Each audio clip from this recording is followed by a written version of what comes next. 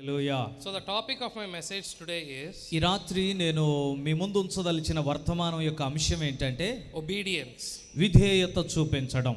It's not a fun topic, ఇదేదో సరదా కోసం చెప్పుకునేది కాదు, but it's a very important in a Christian's life. క్రైస్తవ జీవితంలో ఇది చాలా ప్రాముఖ్యమైనది. So this sermon explores the concept of obedience as a reflection of our love for God. ఈ వర్తమానం ఏం చేస్తుందంటే, దేవుణ్ణి మనం ప్రేమిస్తున్నాం కదా, ఆ ప్రేమను తిరిగి ఎలా దేవుని చూపిస్తామంటే మనం విధేయతతోనే అని ఈ వర్తమానం మనకి నేర్పిస్తుంది. Our obedience should be motivated by love rather than fear. మన విధేయత భయము వలన పుట్టకూడదు, మన విధేయత దేవుని ఎడల మనకున్న ప్రేమలో నుండి పుట్టాలి. Amen. Hallelujah. So today we are on a mission to understand something so fundamental and so critical in a Christian's life. ఈరోజు క్రైస్తవ జీవితంలో చాలా పునాది వంటిదే కానీ చాలా క్లిష్టమైనటువంటి ఒక విషయాన్ని అర్థం చేసుకునేటువంటి ప్రయాణంలో మనం ఉన్నాం. And obedience is not just any obedience, but it should spring from love. విధేయత అనేది దేని నుండో పుట్టకూడదు కానీ ప్రేమ నుండి మాత్రమే పుట్టాలి. One of the famous theologian Charles Spurgeon said, obedience is an hallmark of faith. Charles Spurgeon అనే ఒక గొప్ప ప్రసంగికుడు, పండితుడు ఏమని చెప్పాడంటే, విధేయత అనేది విశ్వాసము యొక్క మూల గుర్తు అని చెప్పాడు. Amen. Amen. Obedience is not a mere act, but it's a lifestyle. విధేయత అనేది ఏదో మనం చేసే ఒక క్రియ కాదు, విధేయత అనేది మనకు జీవన విధానంగా మారిపోవాలి. It should be a commitment, it should be a pledge of alliance to the one who loved us first. మనలను మొదటగా ప్రేమించినటువంటి వాని ఎడల మనం చేసేటువంటిది అయి ఉండాలి. అది కేవలం ఒక క్రియ కాదు, మన జీవన విధానంగా మారిపోవాలి. So what does it mean to manifest obedience from love? కాబట్టి ప్రేమ నుండి విధేయతను ప్రత్యక్షపరచడం లేదా చూపించడం అంటే ఏంటి? How can we be motivated by love and not fear? మనము భయము చేత కాక ప్రేమ చేత మాత్రమే విధేయత చూపించుటకు ఏ రీతిగా పురికొల్పబడగలమో. So the first thing is manifesting obedience from love.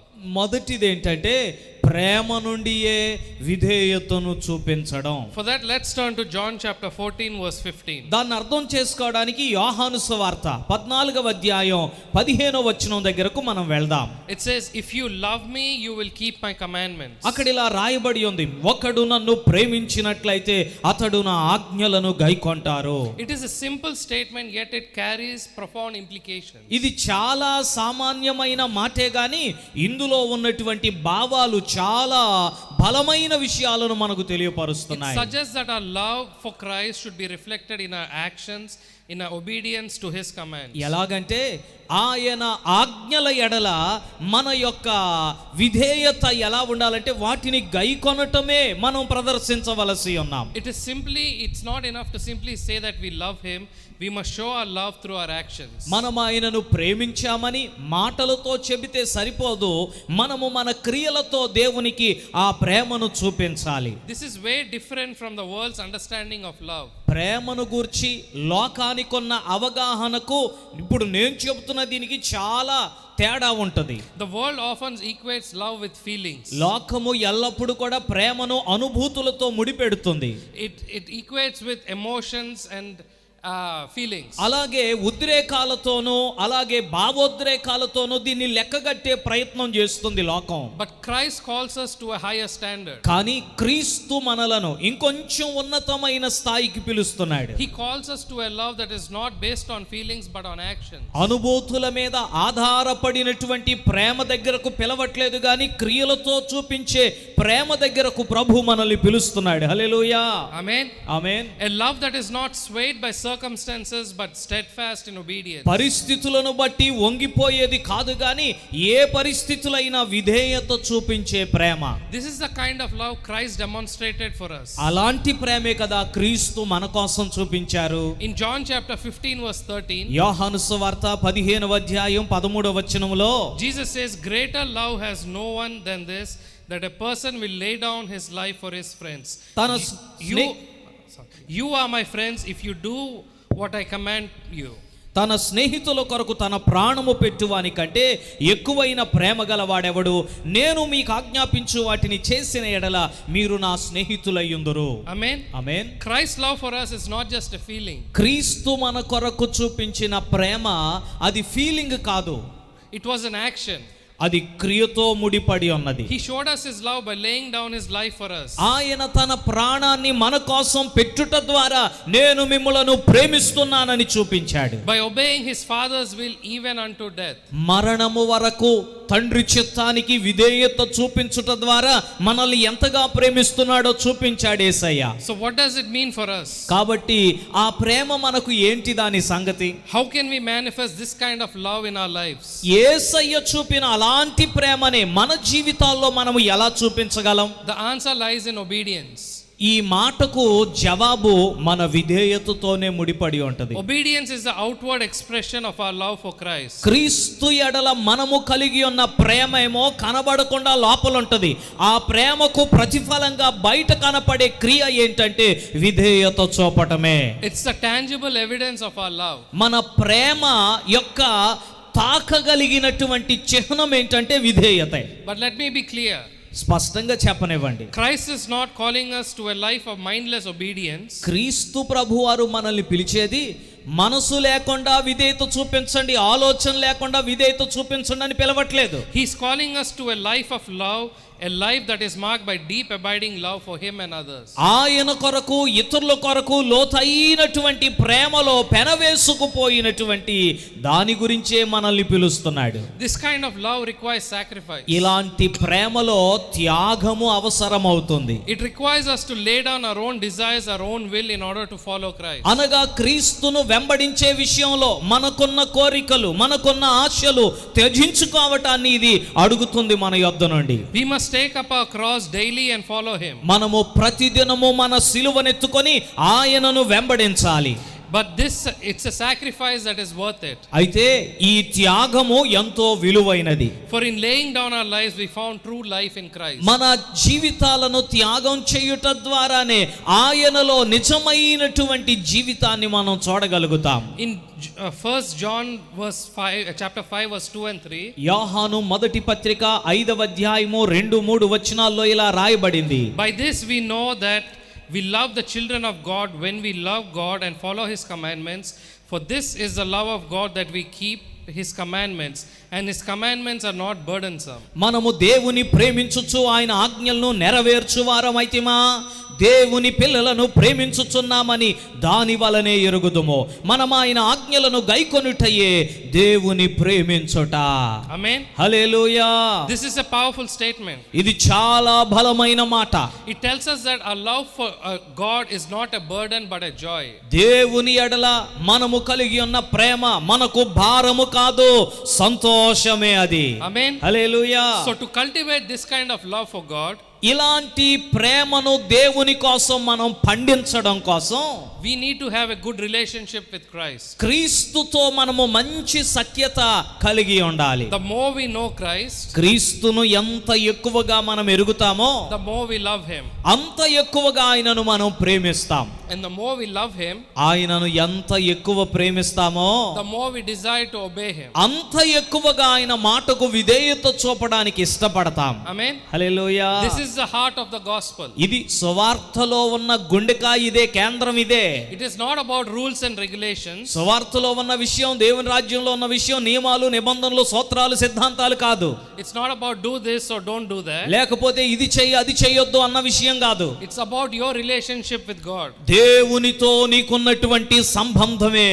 A relationship with Christ is marked by love and obedience. క్రీస్తుతో మన సంబంధం ప్రేమ విధేయతలను గుర్తుగా చూపించేదిగా ఉంటది. It's the kind of relationship that transforms us from the inside out. మనలను అంతరంగములో నుండి బాహ్యము వరకు కూడా రూపాంతర పరిచేదై ఉన్నది ఇది. Amen. Hallelujah. So let us strive to cultivate this kind of love in our lives. కాబట్టి మన జీవితాలలో ఇట్టి ప్రేమను పండించుకోవడానికి మనము సిద్ధపడదాము. హల్లెలూయా.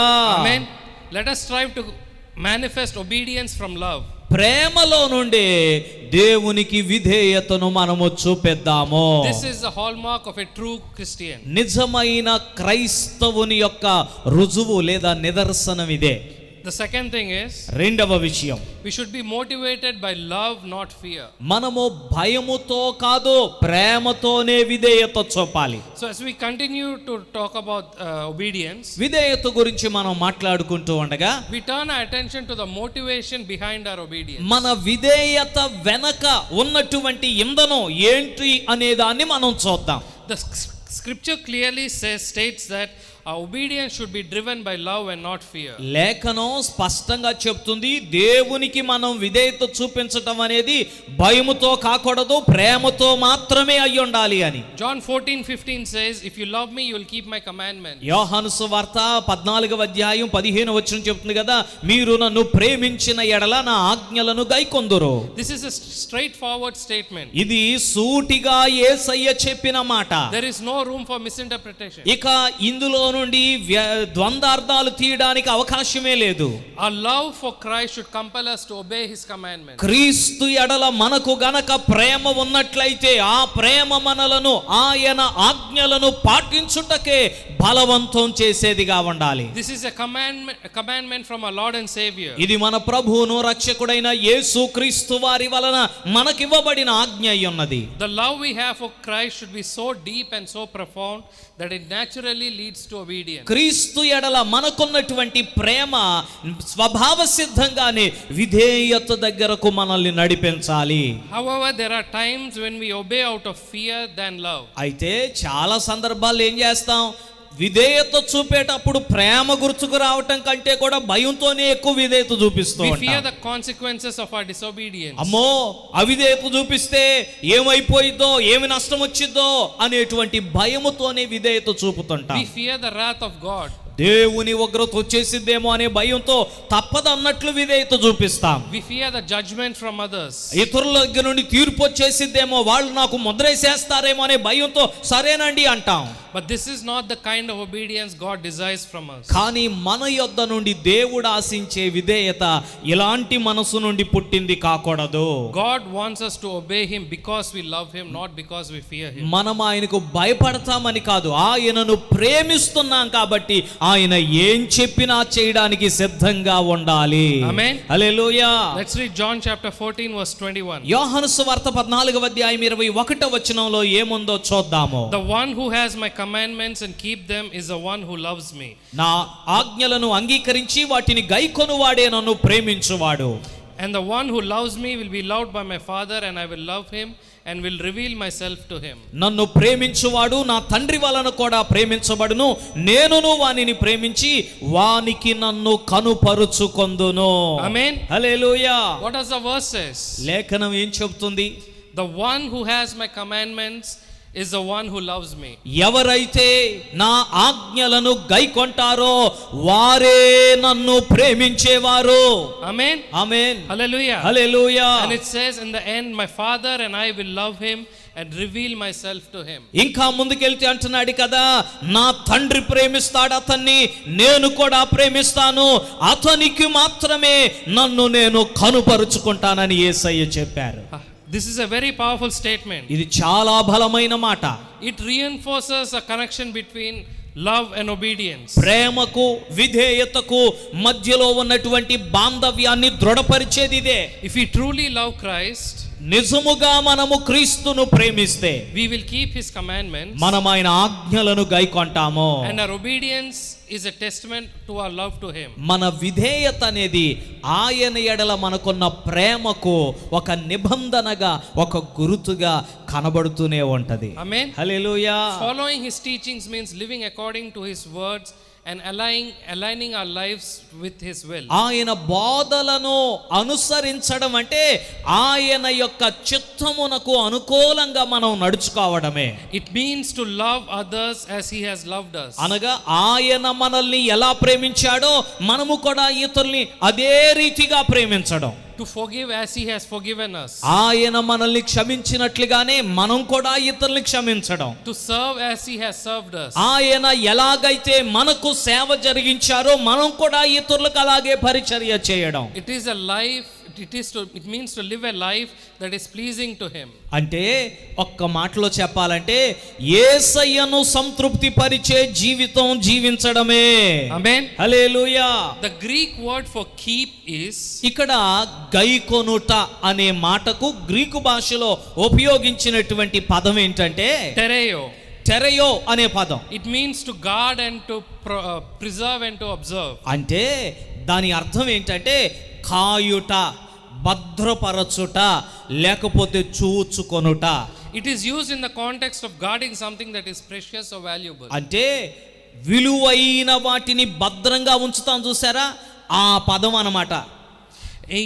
For example, ఉదాహరణకు in Luke chapter 2 verse 19, లూకాసు వార్త 9వ అధ్యాయము 2వ అధ్యాయం 19వ వచనంలో the Bible says, but Mary treasured and kept all these things, pondering them in her heart. 2వ అధ్యాయం 19వ వచనంలో ఇలా రాయబడి ఉన్నది, అయితే మరియా ఆ మాటలన్నీ తన హృదయములో తలపోసుకొనుచు భద్రము చేసుకొనెను.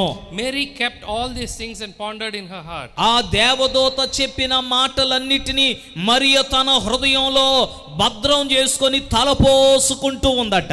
Similarly, in John chapter 17 verse 12, అలాగే యోహాను సువార్త 17వ అధ్యాయం 12వ వచనంలో Jesus says, while I was with them, I was keeping them in your name, which you have given me, and I guarded them, and not one of them perished except the son of destruction, so that the scripture would be fulfilled. నేను వారి యొద్ద ఉండగా నీవు నాకు అనుగ్రహించిన వారిని నీ నామమందు కాపాడితిని, నేను వారిని భద్రపరచితిని, గనుక లేఖనము నెరవేరునట్లు నాశన పుత్రుడు తప్ప వారిలో మరి ఎవడును నశింపలేదు. While Jesus was with his disciples, యేసయ్య తన శిష్యులతో ఉన్నప్పుడు he kept them in his name. ఆయన వారిని కాపాడాడు. The same word tereo is used again. అదే పదం టెరయో ఇక్కడ కూడా ఉపయోగించబడింది. So it gives us a deeper meaning of what it means to keep Christ's commandments. కాబట్టి క్రీస్తు ఆజ్ఞలను గైకొనటం అంటే ఏదో గైకోవటం మాత్రమే కాదు, అందులో ఇంత లోతైన భావం దాగి ఉంది. It is about treasuring his word and guarding it in our hearts and living it out of our rest of our lives. గైకొనుట అన్న మాటలో ఎంత భావం ఉందంటే ఆయన మాటలన్నిటినీ తలపోసుకుంటూ వాటిని మన హృదయంలోనే భద్రం చేసుకుంటూ బయటికి పోకుండా కాపాడుకుంటూ ఉండడం అన్నమాట. As we continue to reflect on him, ఆయన మీద మనము మన దృష్టి నిలిపి విశ్వాసయాత్రలో వెళుతూ ఉండగా, let's read John chapter 14 verse 23 and 24. యోహాను సువార్త 14వ అధ్యాయము 23, 24 వచనాలు ఏం చెప్తున్నాయో చూద్దాం. Jesus answered and said to him, if anyone loves me, he will follow my word, and my Father will love him, and we will come to him and make our dwelling with him.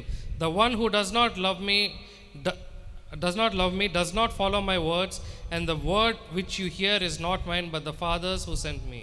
ఒకడు నన్ను ప్రేమించిన ఎడల వాడు నా మాట గైకొనును, అప్పుడు నా తండ్రి వానిని ప్రేమించును, మేము వాని యొద్దకు వచ్చి వాని యొద్ద నివాసము చేతుము. నన్ను ప్రేమింపని వాడు నా మాటలు గైకొనడు.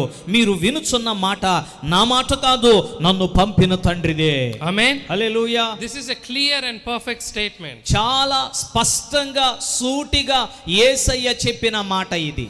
Our obedience is a reflection of our love for Christ. మన విధేయత అనేది క్రీస్తు ఎడల మనకున్నటువంటి ప్రేమ యొక్క ప్రతిబింబమే. If we love him, we will obey his teaching. మనం ఆయనను ప్రేమించినట్లయితే ఇంకో మాట లేదు, ఆయన యొక్క ఆజ్ఞలను బోధలను గైకొంటామంతే. If we do not love him, we do not obey his teaching. ఆయన్ను ప్రేమించలేదు అనుకోండి, ప్రేమించని వాడు గైకొనడు. The truth forces us to examine our hearts and to evaluate our obedience. సత్యం ఏం చేస్తుందంటే మనల్ని బలవంతం చేసి మూల్యాంకనం చేసుకొని గైకొనేటట్లుగా చేస్తుంది. Are we motivated by our love for Christ out of fear or out of love? మనం చూసుకోవాలి ఇప్పుడు, నేను క్రీస్తుకు విధేయత చూపించుట భయంతో చేస్తున్నానా లేకపోతే ఆయన్ను ప్రేమిస్తున్నాను కాబట్టి చేస్తున్నానా అని మన హృదయాలు మనమే లెక్కగట్టుకోవాలి. And finally, we must remember that obedience is not burdensome. అలాగే మనం గుర్తుపెట్టుకోవాల్సిన ఇంకో మాట ఏంటంటే విధేయత అనేది భారభరితమైనది కాదు. In 1 John chapter 5 verse 3, యోహాను మొదటి పత్రిక 5వ అధ్యాయం 3వ వచనం ఇలా చెప్తుంది, for this is the love of God, that we keep his commandments, and his commandments are not burdensome. మనం ఆయన ఆజ్ఞలను గైకొనుటయే దేవుని ప్రేమించుట. ఆయన ఆజ్ఞలు భారమైనవి కావు. Amen. Amen. God commandments are not heavy or oppressive. దేవుని యొక్క ఆజ్ఞలు మనల్ని భారముతో మనల్ని అణిచివేసేవైతే కాదు. They are designed to guide us. ఆ ఆజ్ఞలు మనల్ని నడిపించడం కోసమే They are సిద్ధపరచబడినవి. designed to protect us. మనలను కాపాడటం కోసమే అవి డిజైన్ చేయబడ్డాయి. They are designed to help us to live a life that is pleasing to Him. ఆయనను సంతోషపరిచే జీవితం మనం జీవించున్నట్లుగానే అవి రూపించబడ్డాయి. And when we obey out of love, we find that His commandments are not burdensome, but they are life-giving and joy-bringing. కాబట్టి ప్రేమతో ఆయన ఆజ్ఞలు గైకొంటే ఇవి మనకి భారంగా ఉండవు, మనల్ని అణిచివేసేవిగా ఉండవు, మనకి సంతోషాన్ని ఇస్తాయి, ఆనందాన్ని కలుగు చేస్తాయి. So our obedience should be motivated by love and not fear. కాబట్టి దేవునికి విధేయత చూపించటం అనేది భయముతో కాక ప్రేమతో మాత్రమే అయి ఉండాలి. Our love for Christ should compel us to obey His commandments. క్రీస్తు ఎడల మనకున్న ప్రేమ ఆయన ఆజ్ఞలను గైకొనేటట్లుగానే మనల్ని బలవంతం చేయాలి. And when we obey out of love, we find that His commandments are not burdensome, but they are life-giving and joy-bringing. మనం ప్రేమతో విధేయత చూపిస్తే అవి భారంగా ఉండవు, మనకు జీవాన్ని ఇస్తాయి, మనకు సంతోషాన్ని కలుగ చేస్తాయి. So let us try to live a life of loving obedience, and so that we'll be empowered by His grace. కాబట్టి ఆయన కృప చేత మనము బలపరుచుకున్నట్లుగా ప్రేమతోనే దేవునికి విధేయత చూపుదాము. Amen. Hallelujah. And we need to learn to mastering the art of loving obedience. విధేయతను ప్రేమించుట, నేను అంటాను కదా, అదొక కళ, దాన్ని మనం చక్కగా నేర్చుకోవాలి. It is a phrase that almost sounds poetic. ఇది ఎలాగంటే నేను చెప్పిన ఈ మాట ఇదేదో కొంచెం పద్యంలాగా కవిత్వంలాగా అనిపించవచ్చు. But it is more than a bunch of words. కానీ మాటలు మాత్రమే కాదు ఇందులో. It should be a way of life. విధేయత చూపటం అనేది మాటలతో కవిత్వాలతో కాదు, మన జీవన విధానమే విధేయతగా మారిపోవాలి. Amen. Amen. And to master this, the first thing we should do is obey God's commands willfully and joyfully. ఈ విధేయత చూపటంలో నిష్ఠాతులం అవ్వాలి అంటే ఇష్టముతోనూ సంతోషముతోనూ దేవుని ఆజ్ఞలను గైకొనాలి. It's not about blindly following something అంటే ఏదో గుడ్డిగా చేసేయమంటం కాదు ఇది. and blindly following something and trying to earn God's favor. ఏదో గుడ్డిగా చేసేసి దేవుని పొందేసుకున్నాను కాదు కాదు కాదు. But it's choosing to making a conscious decision to obey Him so that it will please Him. ఆయనను సంతోష పెట్టడం కోసం నేను నా మనస్సాక్షిలో ఒప్పించబడి మనస్ఫూర్తిగా ఈ నిర్ణయం తీసుకొని ఆయన మాటను గైకొంటున్నానని చేయడం. We need to understand that God's commandments are for our own good and for His glory. మనం ఒక విషయం అర్థం చేసుకోవాలి, దేవుని ఆజ్ఞలు మన మేలు కోసం, రెండవదిగా దేవుని యొక్క మహిమ కోసం. నమ్మితే దేవునికి స్తోత్రం చెబుదాం. Amen. Hallelujah. A German theologian once wrote, Germany దేశానికి చెందినటువంటి ఒక బైబిల్ పండితుడు ఇలా రాశాడు, only those who obey can believe and only those who believe can obey. విధేయత చూపేవారే నమ్మగలుగుతారు, రెండో మాట ఏంటంటే నమ్మేవారే విధేయత చూపగలుగుతారు. Amen. Hallelujah. This statement explains the essence of what it means to master the art of loving Him. ఆయన చెప్పిన ఈ మాట మనకి ఏమి నేర్పిస్తుందంటే దేవుణ్ణి ప్రేమించటంలో మనం నిష్ఠాతులం అవ్వే ఈ కళ మనకు ఎంత అవసరమో తెలియపరుస్తుంది. Our obedience is a natural outflow of our faith. మన విధేయత అనేది మనలో విశ్వాసం ఉంది కదా, ఆ విశ్వాసం పనిచేస్తూ ఉంటే స్వభావ సిద్ధంగా వచ్చేసింది అంతే. And secondly, the mastering of our art of loving of obedience means to obey God's commandments consistently. అలాగే ప్రేమతో విధేయత చూపటం అంటే ఈరోజు చూపించాను రేపు వదిలేద్దాం ఎల్లుండి చూపిస్తాను కాదు కాదు కాదు, నిరంతరము కూడా విధేయత చూపుతూ కొనసాగడం. It's not about being perfect or never making mistakes. అంటే విధేయత నిరంతరం చూపటం అంటే మనం ఒకేసారి పరిపూర్ణం అయిపోయి అసలే తప్పు జరగదు అన్నట్లుగా చెప్పట్లా నేను. We all fall short. మనం అందరము కూడా ఏదో ఒక రీతిలో కొదువులో పడిపోతాం. We all mess up. మనందరం కూడా ఏదో ఒక సమయంలో తప్పులో పడిపోతాం. None of us are perfect here. మనలో ఏ ఒక్కరూ కూడా ఇంకా పరిపూర్ణము సంపూర్ణము కాలేదు. But Jesus didn't come to this earth for perfect people. సంపూర్ణులైపోయిన వాళ్ళ కోసమో పరిపూర్ణులైపోయిన వాళ్ళ కోసమో యేసయ్య భూమి మీదకి రాలేదు. He came for sinners like you and me. నీ వలే నా వంటి పాపుల కోసం యేసయ్య వచ్చాడు భూమి మీదకి. మనకు. Amen. Hallelujah. So it is about striving to live a life of obedience day in and day out. కాబట్టి ప్రతిదినము కూడా పగలైనా రాత్రైనా విధేయతతో జీవించటం దేవుని ఎదుట మనకు కావాలి. It is about making obedience a habit and a part of who we are. విధేయత చూపటాన్ని మన జీవిత అలవాటుగా జీవన విధానంగా మనం అలవాటు చేసేసుకోవాలి. In a book called Purpose Driven Life written by Pastor Rick Warren, pastor Rick Warren అని ఆ దైవజనుడు రాసిన ఒక పుస్తకం, ఆ పుస్తకం పేరేంటంటే purpose driven life. he says God doesn't want a part of your life, God wants all of your life. ఆ పుస్తకంలో ఆయన ఏం చెప్పాడంటే మీ జీవితంలో కొంత భాగమే దేవునికి అక్కర్లేదు, మీ జీవితం అంతా దేవునికి కావాలి. Amen. Hallelujah. It's about giving God all of us. దేవునికి మన సర్వస్వాన్ని అప్పగించుకోవడమే. Not just one part, it's about surrendering every area of our lives to him. ఏదో జీవితంలో ఒక భాగాన్ని ఇచ్చి సాల్లే నీకు అంటం కాదు, జీవితాన్ని పరిపూర్ణంగా సంపూర్ణంగా ప్రభువుకు సమర్పించుకోవడమే. Amen. Amen. And next, obeying God's commands even when it's hard. కష్టం అనిపించినా ఇబ్బంది అనిపించినా దేవా ప్రేమిస్తున్నాను కదా నీ ఆజ్ఞలు పాటిస్తానంతే. It's about not only obeying when it's convenient or easy, it's about choosing to obey even when it's difficult. మనకు సులువుగా ఉన్నప్పుడు లేకపోతే మనకి సౌఖ్యంగా ఉన్నప్పుడు మనం చేయగలిగిన వాటి విషయంలోనో విధేయత చూపిస్తాను ఆయన అనడం మాత్రమే కాదు, కష్టమైన క్లిష్టమైన విధేయత చూపాలి. Even if it doesn't make sense. ఒకవేళ మనం విధేయత చూపించడం ప్రస్తుతానికి ఏమాత్రం సరిపోయినట్లుగా అనిపించకపోయినా, Even if it costs us something. ఒకవేళ విధేయత చూపించటం మనకు ఖర్చైన నష్టమైన. Amen. Hallelujah. C.S. Lewis writes, the Christian does not think God will love us because we are good, but God will make us good because he loves us. CS Lewis అనే దైవజనుడు రాసిన ఒక మాట ఏంటంటే, The Christian does not think God will love us because we are good, but that God will make us good because he loves us. క్రైస్తవులు ఏమనుకోవాలంటే నేను మంచోడిని కాబట్టి దేవుడు నన్ను ప్రేమిస్తున్నాడు అనుకోకూడదంట. మరి ఏమనుకోవాలి? ఆయన ప్రేమిస్తున్నాడు కాబట్టి నన్ను మంచివాడిగా చేస్తున్నాడు. Amen. Amen. Our obedience doesn't earn God's love. మన విధేయత దేవుని ప్రేమనేమి సంపాదించి పెట్టదు. He already loves us. ఆయన మొదట మనలను ప్రేమించాడు కాదంటారా? మొదట ఆయనే ప్రేమించాడు. Amen. Amen. But our obedience is a response to his love. ఆయన ప్రేమకు మన విధేయత ఏంటంటే ప్రతిస్పందనే గాని మనం విధేయత చూపించినందుకు ఆయన కొత్తగా మనల్ని ప్రేమిస్తాడు అనుకోకూడదు మనం. Amen. ఆమేన్.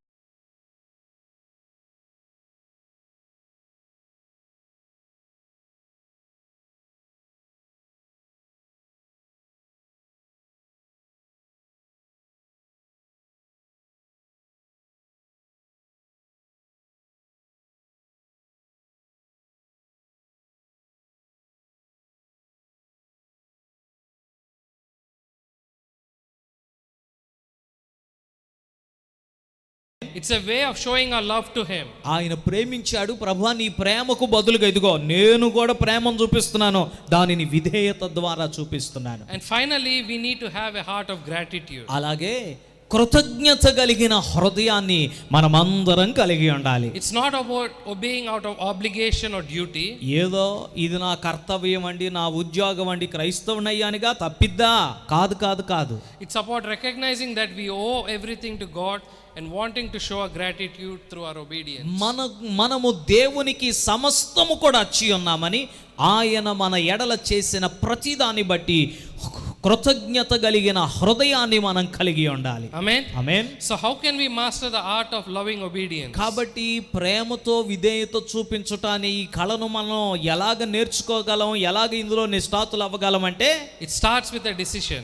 ఒకటి మన తీర్మానంతో ప్రారంభమవుతుంది. A decision to love God with all our heart, soul and mind and strength. పూర్ణ హృదయముతో, పూర్ణ మనసుతో, పూర్ణ బలముతో దేవా నిన్ను ప్రేమిస్తాను అనే తీర్మానంతో మొదలవుతుంది. A decision to follow his commands because we love him, not because we have to. మనము చెయ్యాలి కాబట్టి కాకుండా దేవా నిన్ను ప్రేమిస్తున్నాం కాబట్టి విధేయత చూపిస్తున్నాము అనే తీర్మానంతో మొదలవుతుంది. And it continues with action. అది క్రియలతో కొనసాగుతూ ఉంటుంది. Action to study God's word and to understand his command. ఏంటా క్రియలు? దేవా నీ వాక్యాన్ని చదువుతాను, అందులో ఉన్న నీ ఆజ్ఞలను నేను అర్థం చేసుకుంటాననే క్రియ. Action to live out our faith in a way that reflects our love for God. దేవుని ఎడల మనకున్న ప్రేమను వ్యక్తపరిచే రీతిగా మనము క్రియలను జరిగించడం. So I encourage you today to make that decision. కాబట్టి ఈ రాత్రి నేను మిమ్మల్ని అందరినీ కూడా ప్రోత్సహించి ప్రేరేపించేది ఏంటంటే, మీ హృదయంలో అలాంటి తీర్మానం ఒకటి రాత్రి తీసుకోండి. Take that action. Choose to master the art of loving obedience. ప్రేమతో విధేయత చూపించుట అనేటువంటి ఈ కళను అకళింపు చేసుకునేటువంటి నిర్ణయం తీసుకోండి. Because when we obey God out of love, ఎందుకంటే ప్రేమతో మనం దేవునికి విధేయత చూపితే only then we can experience the fullness of his blessings and the joy of walking in his way. అప్పుడు మాత్రమే ఆయనలో నడుచుటలో ఉన్న సంపూర్ణత, సంతోషము, ఆనందము, దయా, కృప వీటన్నిటినీ పొందుకోగలుగుతాం. Obedience is not a burden, but it's a joy. విధేయత అనేది భారం కాదు, అది మనకు సంతోషం. It's not a chore, but it's a privilege. ఇదేదో Chore, like panlan. ఇదేదో ఒక పని లాంటిది కాదు, ఇది ఒక కర్తవ్యం లాంటిది. It's not about following a set of rules, but expressing our love for God. ఇదేదో కొన్ని నియమ నిబంధనలు పాటించటం కాదు, దేవుని ఎడల మనకున్న ప్రేమను చూపించడం. It's not about fear, but it's about faith. ఇది భయము కూర్చిన విషయం కాదు, విశ్వాస సంబంధమైన విషయం. It's not about duty, but it's about devotion. ఇది కర్తవ్యం కాదు, ఇది ఏంటంటే ఆరాధనతో సంబంధించిన విషయం. And it's not about a religion, but it's about a relationship. ఇది మతానికి చెందినది కూడా కాదు, ఇది దేవునితో బాంధవ్యానికి చెందిన విషయం. Amen. Amen. When we love God, మనము దేవుణ్ణి ప్రేమిస్తే obedience becomes natural as breathing. విధేయత అనేది ఊపిరి తీసుకున్నంత సులభం అయిపోయింది. It becomes a part of who we are. మనము మనలో భాగమైపోతుంది. అదిక It's not something that we have to do, but something we get to do. ఇదేదో మనం చెయ్యాలి అన్నట్లు కాదు, ఇది నా బాధ్యత అన్నట్లుగా, ఇది నేను చేస్తానంటే ఇది నా స్టైల్ అన్నట్లుగా మారిపోతుంది.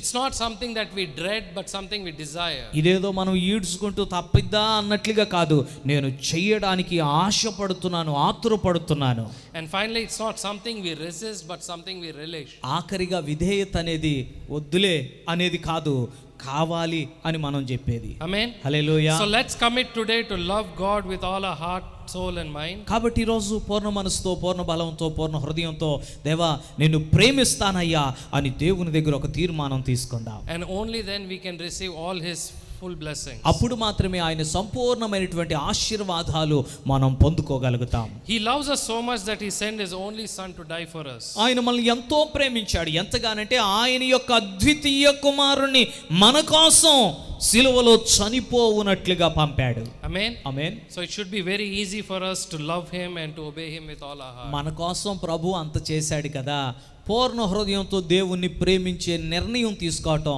మనకి కష్టంగా ఉండకూడదు. So I encourage you all today to take the decision today. కాబట్టి ఈరోజు మీరు ఆ తీర్మానం తీసుకోవాలని మిమ్మల్ని అందరినీ కూడా నేను ప్రోత్సహిస్తున్నాను. I hope this message encourages you.